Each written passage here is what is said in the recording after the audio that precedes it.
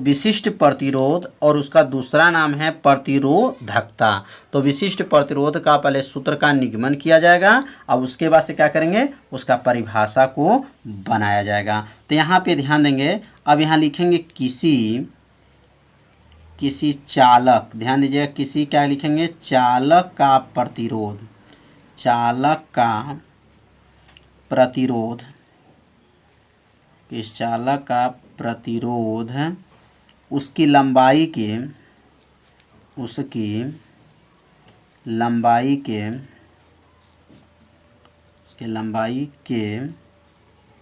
समानुपाती होता है, समानुपाती होता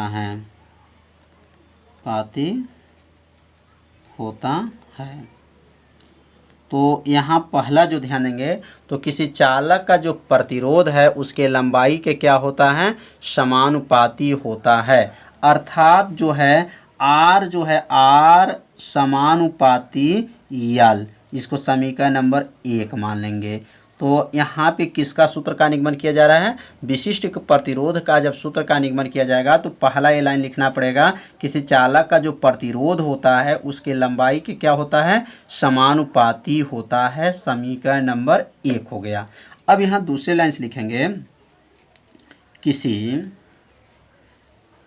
चालक का प्रतिरोध, किस चालक का प्रतिरोध उसके अनुप्रस्थ काट का मतलब यह होता है उसके दोनों सिरा जो है कटा हुआ है। तो अनुप्रस्थ काट का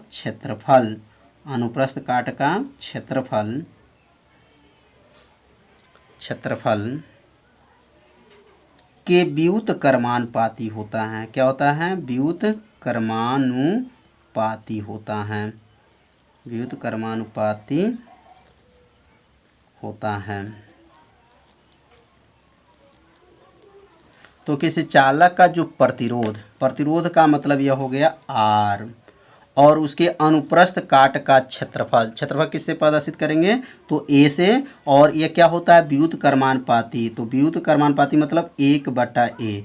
तो अब यहाँ पे इसका नाम व्युत्क्रमानुपाती इसलिए हुआ क्योंकि यहाँ पे जब बटा में रहता है तो इसका नाम व्युत्क्रमानुपाती है, और यहाँ बटा में नहीं है इसलिए इसका नाम क्या है, समानुपाती है। तो ये समीकरण नंबर क्या बनेगा, 2 बन जाएगा। अब ये दोनों समीकरण को समीकरण 1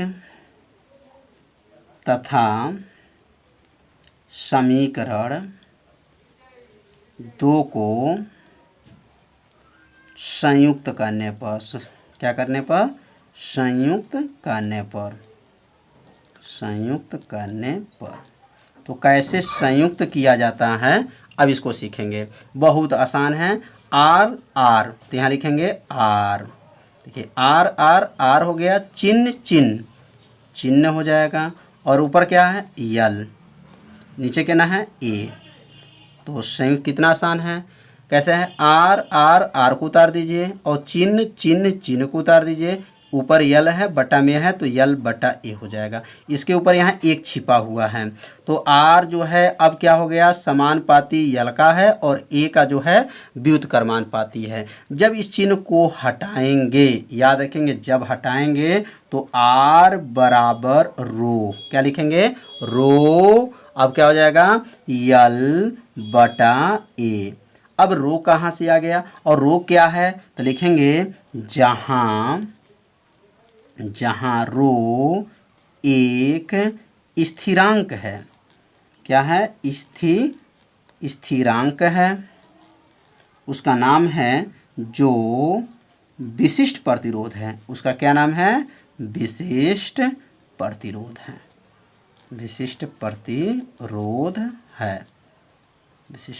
है। तो रो का क्या नाम है?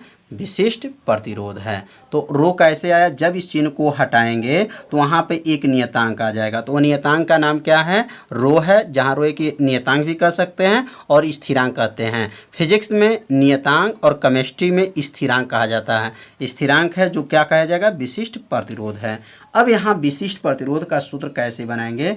अब आर का गुणा जो है ए में कर लेंगे। तो आर का गुणा जब ए में हो जाएगा तो कितना हो जाएगा? रो यल बराबर आर ए। और रो बराबर अब क्या हो जाएगा? तो रो बराबर हो जाएगा रो बराबर आर ए बटा क्या होगा? यल। तो यल को क्या कर देंगे? नीचे भेज देंगे। तो ये किसका सूत्र आ गया? विशिष्ट प्रतिरोध का सूत्र आ गया। तो विशिष्ट प्रतिरोध का सूत्र समझ में आ गया होगा। कितना आसान है। रो बराबर क्या आ गया? आर ए बटा यल आ गया। तो इस सूत्र को आप लोग अपने कॉपी में निगमन कीजिए, सीखिए। अब हम लोग पढ़ेंगे विशिष्ट प्रतिरोध का मात्रक क्या होता है, और मात्रक पढ़ने के बाद से इसकी परिभाषा पढ़ेंगे। अब यहाँ नीचे लिखेंगे विशिष्ट प्रतिरोध का मात्रक।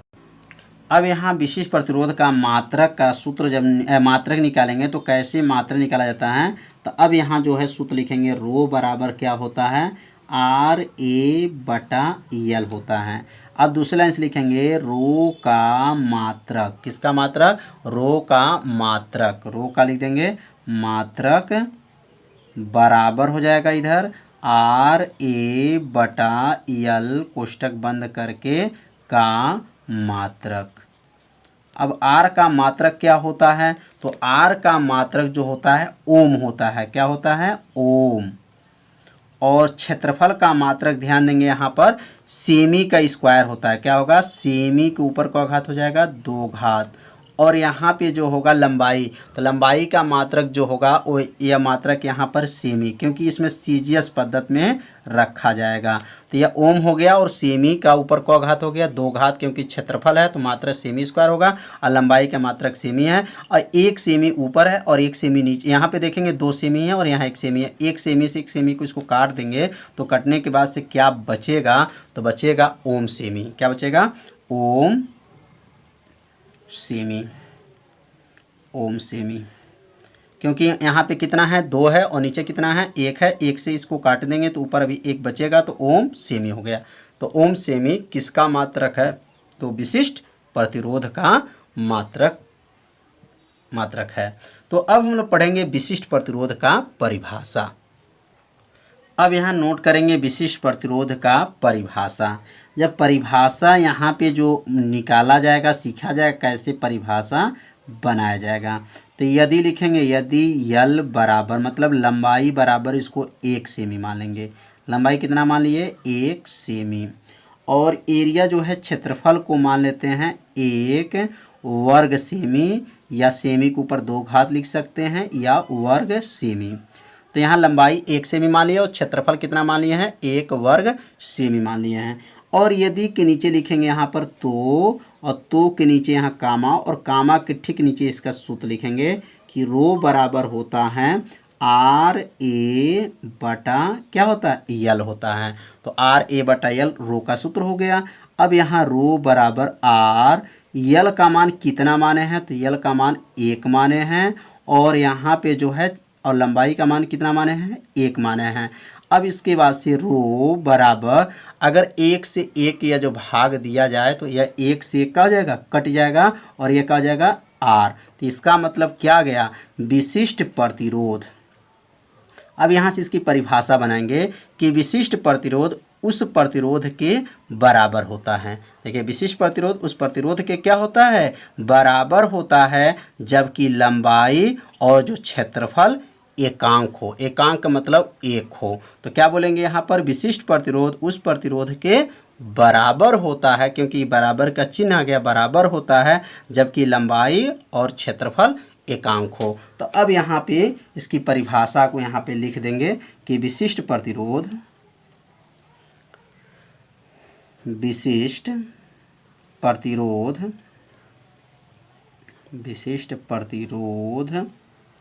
उस प्रतिरोध के बराबर होता है, उस प्रतिरोध के बराबर होता है, बराबर होता है, बराबर होता है, बराबर होता है, जबकि लंबाई तथा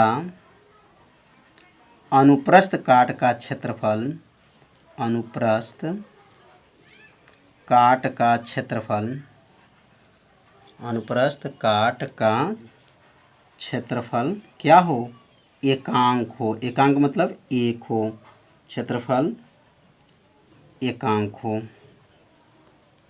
एकांक हो। तो समझ में आ गया होगा। या लिख सकते हैं जबकि लंबाई 1 सेमी तथा अनुप्रस्थ काट के क्षेत्रफल क्या लिख सकते हैं, 1 वर्ग सेमी हो, ऐसे भी लिखा जा सकता है। तो विशिष्ट प्रतिरोध का परिभाषा, आप परिभाषा को क्या कर सकते हैं, बना सकते हैं कि विशिष्ट प्रतिरोध उस प्रतिरोध के क्या होता है, बराबर होता है, जबकि लंबाई 1 सेमी है और क्षेत्रफल 1 वर्ग सेमी है। तो ऐसे परिभाषा को बना सकते हैं। तो आज का पढ़ाई आप लोग को अच्छे से समझ में आ गया होगा। तो आप लोग मेरे वीडियो को लाइक भी कीजिए और मेरे चैनल को क्या कीजिए, सब्सक्राइब भी कर लीजिए और बेल आइकन घंटी को ऑप्शन को ओके कर लीजिए, जिससे ऐसे ही वीडियो आपको पास क्या होगा, प्राप्त होता रहेगा।